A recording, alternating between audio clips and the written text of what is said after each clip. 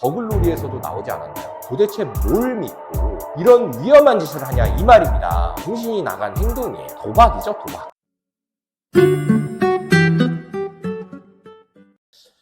안녕하세요. 절세에 미친 남자, 절세미남 김도현 세무사입니다. 여러분들 설 연휴는 잘 보내셨나요? 저는 설 때 제 구독자 수가 드디어 1000명을 넘었습니다. 유튜브를 시작한 지 벌써 2년 차인데요.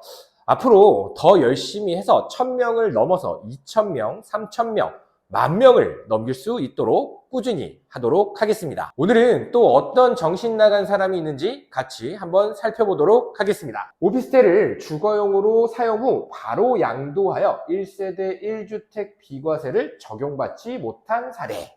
제가 저번 시간에 1세대 1주택 비과세는 특히나 유의해야 한다고 말씀드렸죠. 그 이유는 안 내도 되는 세금을 내야 되기 때문입니다.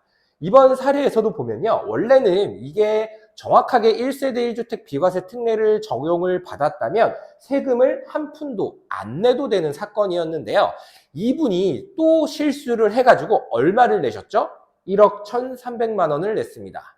제가 저번 시간에도 뭐라고 말씀드렸죠? 이건 거의 도박이죠, 도박. 그냥 도박으로 강원랜드를 가서 1억 1,300만 원을 잃은 꼴입니다. 한번 읽어보겠습니다.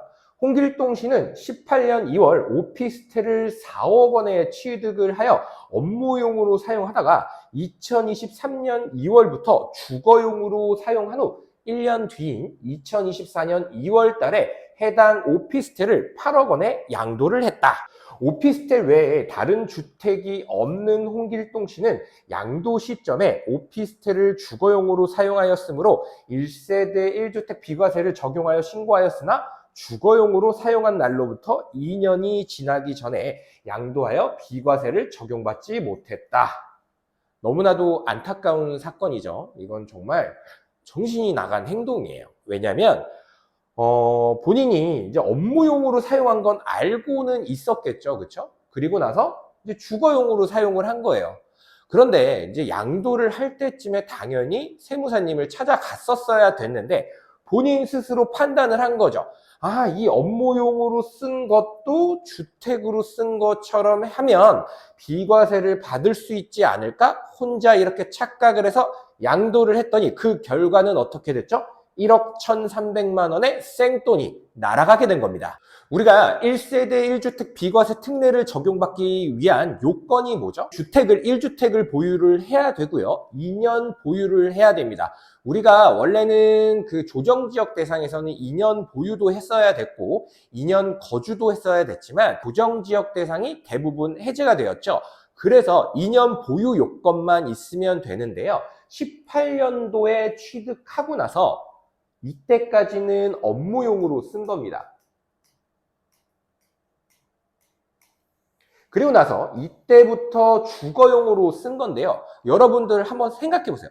상식적으로 우리가 주택을 1세대 1주택 비과세 특례를 받게 되는데 주거용으로 사육한 이 시점부터 2년일까요? 아니면 이때부터 2년일까요?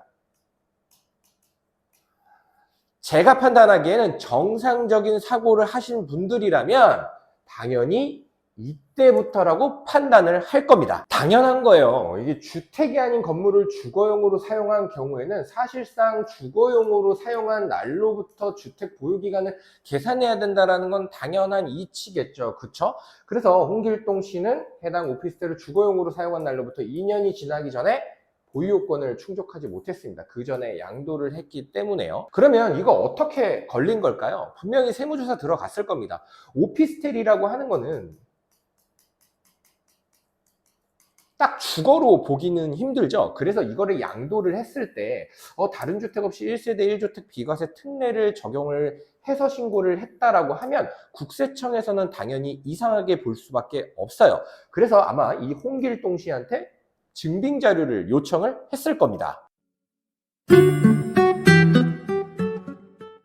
당연히 이거를 업무용으로 사용을 했다면 어땠을까요? 뭐 세금 계산서도 끊었을 거고요. 뭐 전기 사용을 했을 때는 뭐 계산서라든지 세금 계산서가 끊겼을 겁니다. 그리고 만약에 개인이 아니었다면 전입신고 안 했겠죠. 이런 것들을 총괄적으로 다 본 겁니다. 그 아무리 내가 진짜로 주거용으로 살았습니다라고 백날 주장을 해봐야 과세관청에서는 그런 자료들을 토대로 너는 업무용으로 사용을 했어 라고 판단을 하게 된다라는 겁니다. 이런 것들을 만약에 실질적으로 주거용으로 사용을 했다면요, 이런 것들을 모두 다 준비를 해 놓으셔야 된다라는 거죠. 제가 이 해석 사례를 한번 가지고 와봤어요. 이 해석이라고 하는 건 뭐냐면요, 법령에는 나와 있지는 않습니다. 뭐 집행 기준이라든지 이런 이제 되게 쟁점이 발생된 부분에 대해서 딱 법령으로 확인을 할 수가 없으니까 뭐 질의해신이라든지 이런 거에 대한 답변도 이제 나오기도 하거든요. 그런 여러 가지 해석 사례가 있는데, 이렇게 해석 사례가 있다라고 하는 건 절대로 본인이 스스로 판단을 해선 안 됩니다. 아무래도 국세청은 세금을 더 거두려고 할 거고요. 납세자는 세금을 덜 내려고 할 겁니다. 특히나 이렇게 개인적인 양도소득세 같은 경우에는요, 이렇게 쟁점들이 너무나도 많아요. 왜냐하면 개개인과의 거래들이 너무나도 많기 때문에 국세청과의 싸움이 정말로 많습니다. 그렇기 때문에 이렇게 해석 사례들이 존재하는 경우는요, 그냥 법령만 봤을 때 딱 잘못 판단하게 되면 아까처럼 1억 1,300만 원을 그대로 국가한테 헌납을 하게 된다라는 거죠. 요거를 간략하게 설명을 드리면, 뭐 예를 들어 주택을 이렇게 이제 사용한 기간이 있으면 이쪽을 주택으로 기간을 사용을 했고 이쪽을 주택 외로 사용을 했다라고 치고, 또 여기를 주택으로 사용을 했다라고 치면 보유기간 및 거주기간은 이 주택으로 사용한 기간을 통산을 하는 것이다 라는 거로 해석사례에 나와 있는 것이죠. 그게 어디에 나와 있다? 부동산거래관리과에 나와 있는 거예요. 왜냐하면 이거는 법령에 나와 있지 않거든요. 내가 만약에 어떠한 건물을 쓰는데 주택과 주택 외의 건물을 썼어. 근데 마지막으로 양도할 시점에 주택으로 양도를 하는데 이게 이제 연속이 된 게 아니라 이 중간에는 주택 외의 기간이 있었던 거죠. 이랬을 때 궁금한 거예요. 이게 과거에도 주택으로 썼었고 중간에 잠깐 주택 외로 썼는데 이 기간을 통산을 하는 걸까요? 궁금하겠죠? 요거에 대해서는 국세청에서 부동산거래관리과에서 답변을 준 겁니다. 그리고 요거 같은 경우에는 이제 상가를 용도 변경을 한 거예요. 그래서 주택으로 사용을 했는데 그럼 언제 취득을 했냐라고 했을 때 주택으로 용도 변경한 때에 다른 주택을 취득한 것으로 보아 1세대 2주택 비과세 특례를 적용을 해야 된다. 이 해석 사례를요, 정말로 찾기가 힘들거든요. 이제 일반 납세자분들이라면 정말 인터넷에서 찾기가 힘들어요. 이게 세무사들도 사실 찾기가 어려운 부분인데 도대체 뭘 믿고 본인이 스스로 판단을 해서 이런 위험한 짓을 하냐 이 말입니다. 제가 보기에는 세무사님 상담 수수료 있잖아요. 아무리 많아봤자 몇십만 원이거든요. 그 몇십만 원 투자하면 1억 1,300 아낄 수 있는 거예요. 도대체 왜 1억 몇십만 원을 아끼려고 1억 1,300을 버리는 거예요, 도대체? 왜 자꾸 그 돈을 국가에다 헌납하냐 이 말입니다.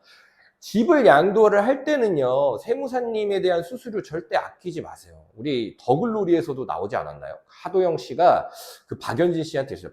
변호인단 잘 써. 세상에서 제일 아끼지 말아야 될 돈은 변호인단. 세무사도 마찬가지입니다.